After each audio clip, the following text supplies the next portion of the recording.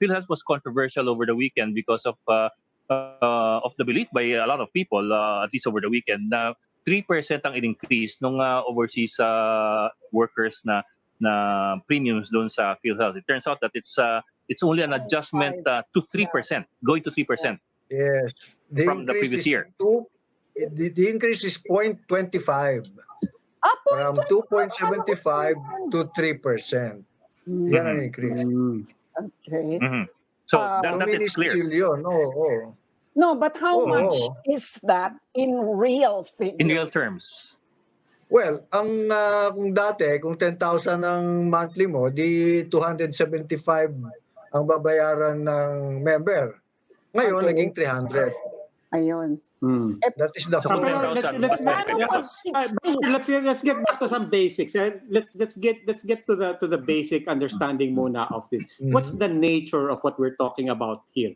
Itong mga ano ba pinag-uusapan natin na pera dito in terms of contributions? These are the premium collections of PhilHealth members. Kasi meron tayong Universal Healthcare Law that mandates na we'll start collecting, actually starting last year, 2.75%. And then next year, 2020 to 2021, magiging 0.5% a year hanggang magiging 5% of the gross monthly income in 2024. So these are the premium increases covering all direct members. Ibig sabihin, yung mga self-employed professionals like doctors, lawyers, engineers, eto sila ang affected. Mr. Morales, this is in line with which law? Kasi sinabi kanina ni Presidential Spokesman Harry Roque, wala naman daw yung sa Universal Healthcare Law na yung increase na yan. Circular lang siya. Pero anong law yung sinusunod ninyo? Kasi gradual increase yan, di ba, every year?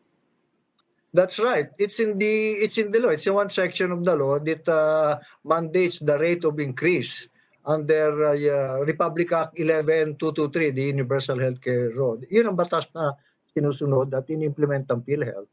Pero circular lang daw yun, sir. Sabi nga the circular was announcing the increase. But the increase is according to law. Oh, I see. So, suspension lang yan. Suspension lang siya. During the pandemic lang ba yung suspension? O voluntary? Eventually. If it's under the law, kailangan pa rin siyang i-implement, di ba? So, sinuspindi lang siya for OFWs. Yeah. Nobody kasi anticipated. Nobody anticipated yung pandemic eh. So everybody is cash strapped. Lahat ng tao lang pera. So we already... Yes, sir. Sir, but to Ami's point, if it is in the law that you have to increase to 3% for 2020, then the President cannot just unilaterally suspend it without an amendment to the law.